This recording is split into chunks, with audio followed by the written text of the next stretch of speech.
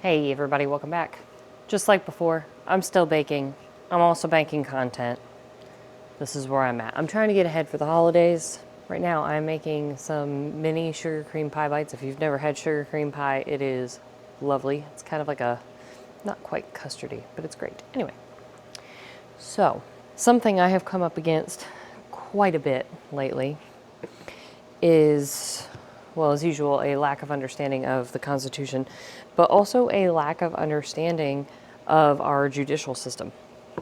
So, probably as most of you know, if you are fairly regular viewers of my show, I did an entire series on the Constitution. I kind of love it, kind of dig it, and it protects the crap out of us, all right?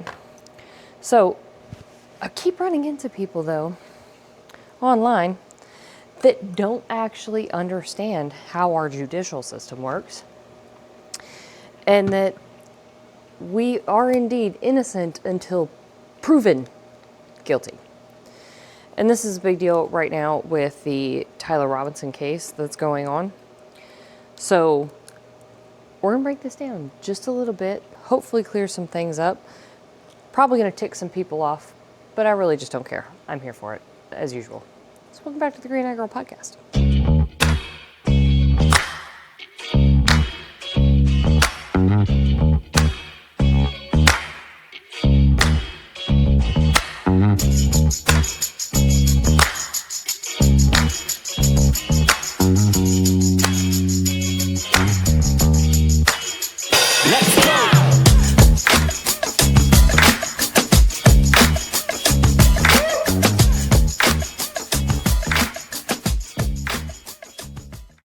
So, for those who have not really been paying super close attention to the Tyler Robinson case and situation, he is up for trial now in the Charlie Kirk killing, assassination.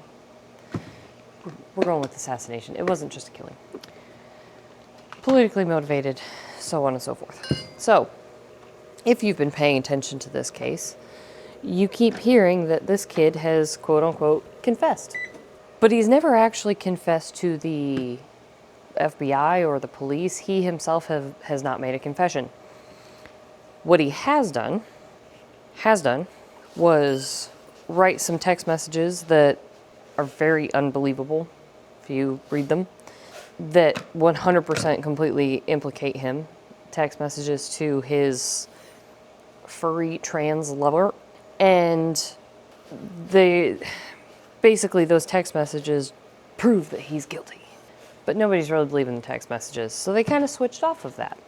And then there were some Discord messages back and forth also. Well, Discord came out and said, yeah, those didn't come off of our server, so we're not sure where that came from.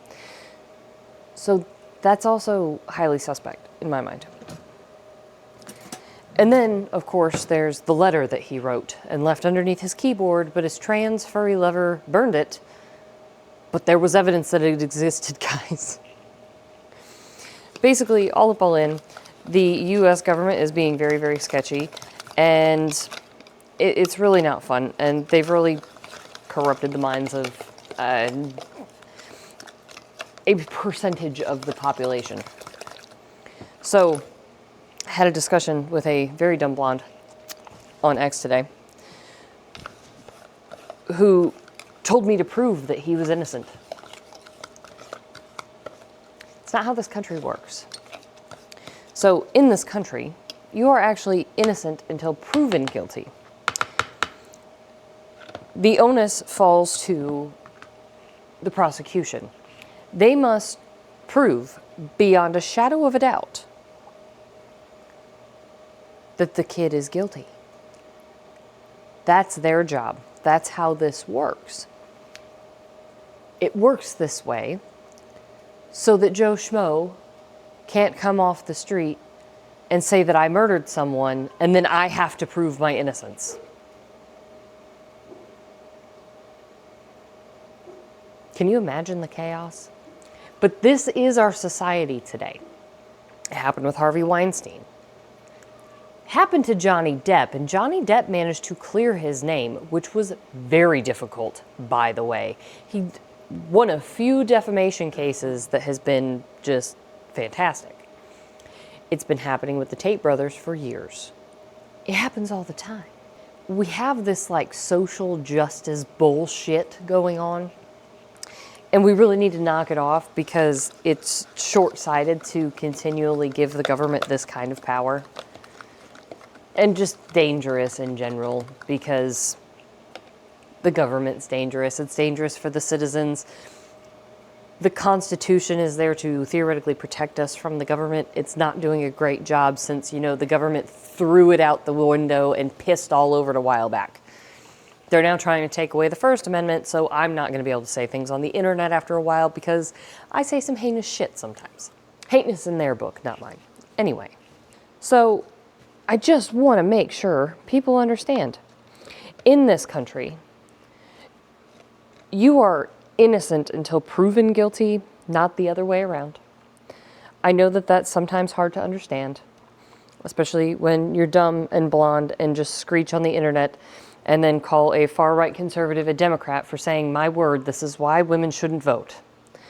Because you shouldn't. If you don't understand that the presumption of innocence belongs on someone until they are proven guilty beyond reasonable doubt, then you're innocent.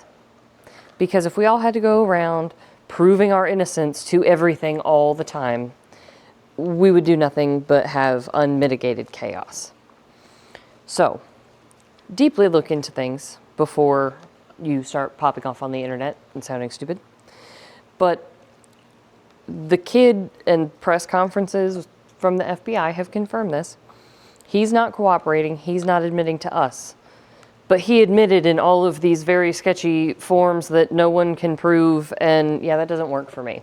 So, to all of the podcasters, political pundits, and dipshits on the internet who are all just going around saying things like, death penalty, to a kid who I'm very sure was involved, but I'm not convinced pulled the trigger. If you're around saying that when he has not himself confessed to the crime in person to authorities, and all they've got is some really sketchy sourcing, he's innocent until you can prove otherwise. And so far, the government has not done a great job in convincing me otherwise, other than launching the Operation Mockingbird by all of the podcasters, some of whom I watched daily until this week and now have lost every ounce of respect I ever had for them. So I hope you all have a lovely day.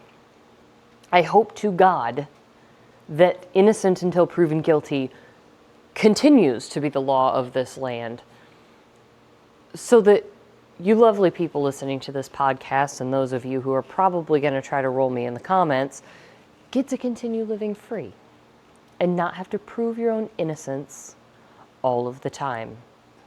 Have a great one.